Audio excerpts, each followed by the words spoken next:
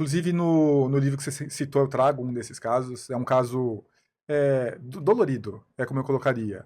É uma mentorada que trabalhou comigo, ela estava há alguns anos na empresa, ela era mais ou menos algo parecido com um braço direito ali do gestor dela, e essas pessoas que não conseguem entender as divisões entre a nossa vida pessoal, a vida corporativa, e acabam confundindo, essa confusão gera depois muita insatisfação, em alguns casos, como o dela, dor.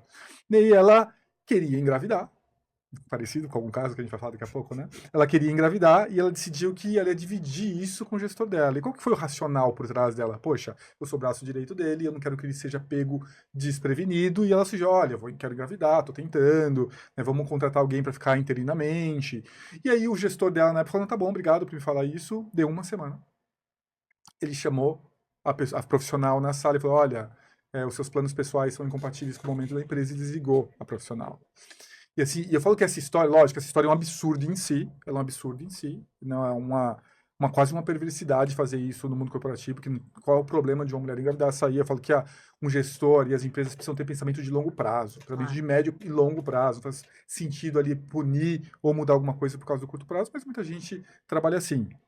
Então isso não faz o menor sentido, só que existe também o outro lado, que é o lado da gente se proteger nesse mundo maluco corporativo que a gente vive. E lógico, eu nunca falo que a culpa foi dela. Lógico que a culpa não é dela, por Eu isso ia que é te perguntar, acontecido. você acha que a culpa é minha? Nunca. Não, a culpa não é sua, a culpa não foi dela. Mas ao mesmo tempo, eu falo que entendendo essas regras, entendendo como o mundo corporativo funciona, a gente precisa estabelecer algumas barreiras e alguns limites.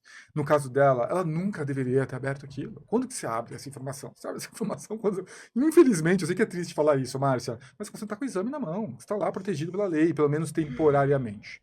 Pelo menos temporariamente. Não fazer isso, a gente corre o risco de cair na mão de alguém inescrupuloso que vai tomar uma decisão pensando só no curto prazo, e no caso dela, ela foi desligada.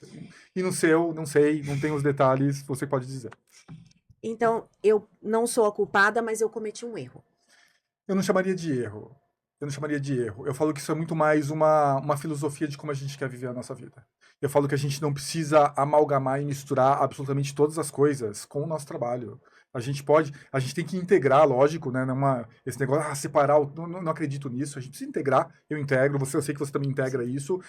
Só que a gente também precisa saber que existem outros personagens envolvidos nessas histórias. Também a empresa, né? Você fala, a empresa não fez nada. Quem fez é um funcionário que trabalha na empresa. Alguém tomou a decisão de fazer aquilo.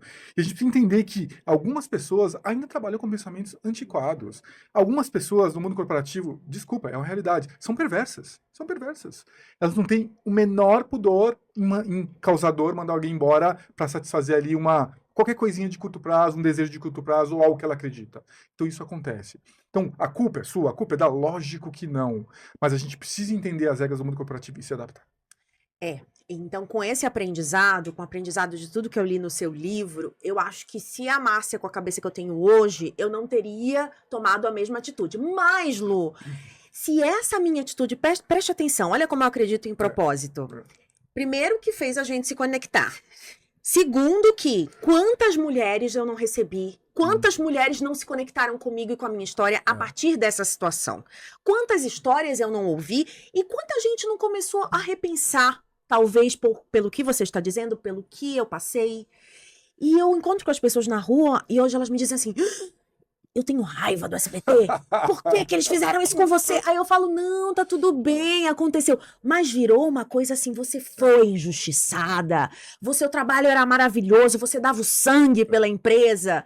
Isso é uma outra coisa que eu aprendi, tá, minha gente? Essa coisa de dar o sangue, de que empresa é casa, essa empresa é família, não existe, né, Lu? Não, não. São ilusões e discursos de outras gerações que a gente acabou absorvendo ali dos nossos pais, dos nossos tios, de quem veio antes. E eu concordo com você, Márcia. Né? Eu tenho uma frase, eu carrego algumas frases no meu coração. E tem uma delas que fala que às vezes a gente não conseguiu o que quer, no seu caso ficar, é um verdadeiro golpe de sorte. Porque a gente nunca sabe o que aquele evento que momentaneamente gerou alguma coisa, como ele vai se desdobrar e onde ele vai levar a gente, né? Poxa, eu tô acompanhando o que você tá fazendo, né? Tá montando aí um império da notícia, né? Uma disrupção na maneira que os jornalistas trabalham. Poxa, super legal. Onde isso vai parar, sabe? E isso nunca aconteceria se aquele evento não tivesse acontecido. Mas ainda assim, nem todo mundo quer fazer isso, nem todo mundo quer ser disruptivo. Ainda assim, eu acho que a gente precisa olhar para o mundo corporativo com um pouquinho mais de maturidade, entendendo algumas boas práticas para se resguardar um pouco, sabe? No seu caso deu certo, eu tenho certeza que vai dar certo. Em alguns casos pode gerar muita insatisfação, sofrimento e problema para as famílias. É, porque vai perder a renda. Exato. Então, se puder evitar, já que vivemos num mundo cruel, melhor, né?